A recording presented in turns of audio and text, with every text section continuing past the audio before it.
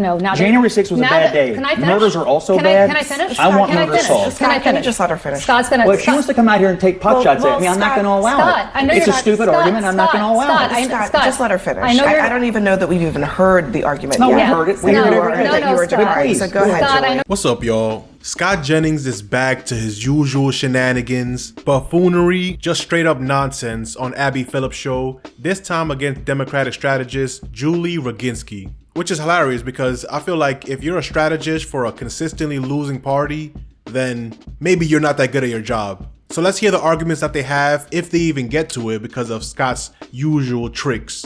Let's watch these clips and I'll give my thoughts on it afterwards. Everything is an emergency, giving him extraordinary powers that are supposed to be temporary in many cases, but he's using them in ways that have never been used before. Where does this end, Scott?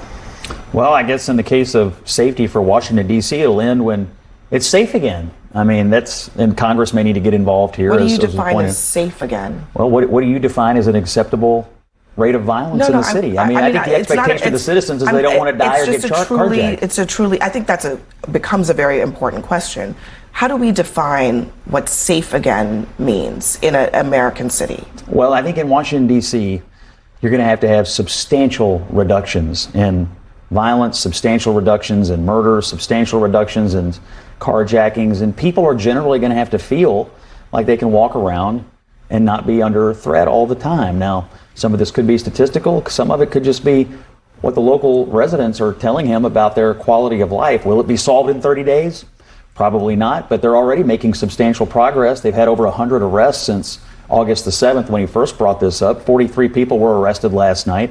Bad people are being taken off the streets. Illegal weapons are being taken off the streets. So they're already having some success. My advice on this, as a punditry matter, would be, well, let's see where we are at the end of 30 days. How much progress have they made? And then Congressman can make an assessment at that point about whether this is working, and maybe it would help to extend it a little bit. I guess I'm old enough, Scott, to remember when you were appalled, as the rest of us were, on January 6th, when he wouldn't. Because January 6th happened, should we not enforce the law today? Excuse me. Do you want murders today? Let me finish, Scott. I know January 6th equals no enforcement I know you hate talking about this is a silly argument. No, let me finish before you make a point about a silly argument. It'll be silly, but go ahead. No, what's silly is you sitting down with Mitch McConnell over Chick-fil-A and lamenting how Donald Trump was putting all of you, including Mitch McConnell, in harm's way. But I guess now you're so... I wasn't in harm's way. I was in Louisville. No, your then boss, your friend Mitch McConnell certainly was. But, now... January 6th was a bad day. Can I finish? Murders are also bad. Can I finish? I want murder solved. Can you just let her finish? Scott's going to... Well, if she wants to come out here and take pot shots at me, I'm not going to allow it. It's a stupid argument. I'm not going to allow it. Scott, just let her finish. I don't even know that we've even heard the argument yet. No, we heard it. We heard everything that you were denying. So go ahead, Scott, I know you're thirsty for that Senate seat, but let me finish. What I'm going to say... you allow this every night. Scott, just give me 1 second here. Let's just let her finish, please. Okay. Just one Listen, I know you've got the picking thing going on, but here's what I'm going to say. What are you thirsty for? Some kind of relevance out here? No, actually, Scott. I don't know what you do. Now, Scott, come on, don't be a baby. You can't support this crime happening in D.C. and then having all those people be pardoned, and now wanting the National Guard in D.C. cracking people's heads. And it's not just the National Guard. Trump just signed an executive order calling for a nationwide, quote-unquote, quick reaction force, basically allowing for brown shirts and vigilante groups to join in on the head cracking. As you see here, today's executive order creating a nationwide military, quote, quick reaction force and setting up an online portal to permit random fascist vigilantes to join soldiers is one of the scariest things I've seen in US politics in my adult life. As we read the executive order, it says, in addition, the Secretary of Defense shall ensure the availability of a standing National Guard quick reaction force that shall be resourced, trained, and available for rapid nationwide deployment.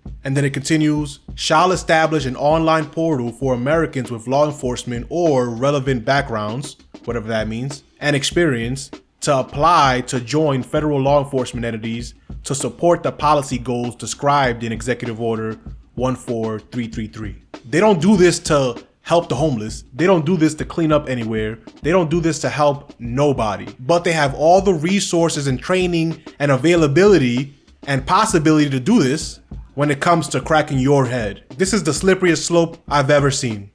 For a living. Really? I elect a lot of Democrats. Let me finish my thought here, please. Can I just finish what I was about to say, which is that on January 6th, he could have deployed the National Guard. He chose not to.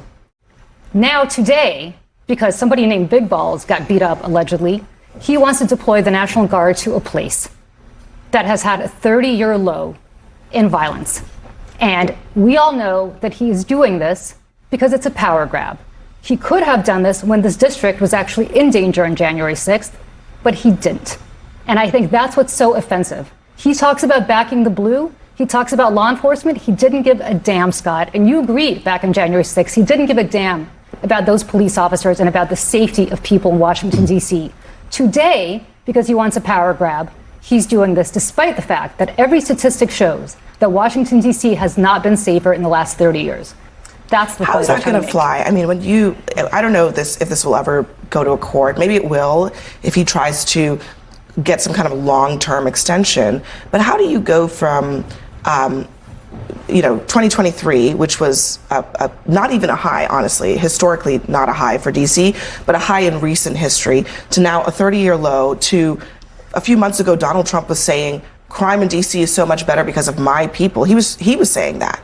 And then go to Congress and say, we need indefinite authority over D.C.'s local police force? How is that going to work? Well, the answer is no for me. He's reassigning hundreds of members of the U.S. military, hundreds of FBI agents.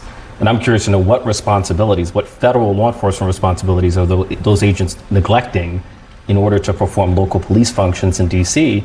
And I just want to echo my agreement.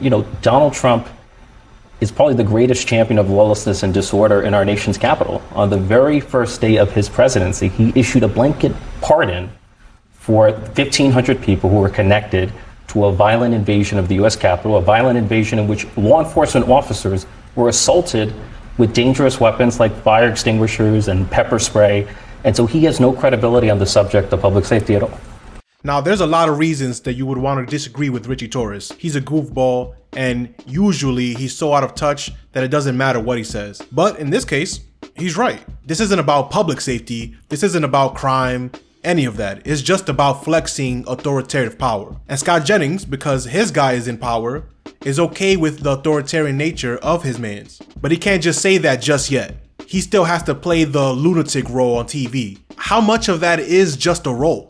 I enjoy him on the show because he's just ridiculous and almost clownishly ridiculous on its face. But in this case, he's supporting military action against the American people. If that would have happened last year when the last guy was in office, he would be on here losing his mind. But because it's a different guy, there are different rules. Come on. Scott Jennings wants to be the Stephen A. Smith of CNN. And Stephen A. Smith can be annoying and ridiculous when it comes to sports, because who cares? It's just basketball. But it's a completely different story when it comes to this type of issue. But let me know what you think about all this in the comment section. Who do you agree with? Let's debate in the comments. Click this video if you want to see Cornel West try to talk some sense into that man.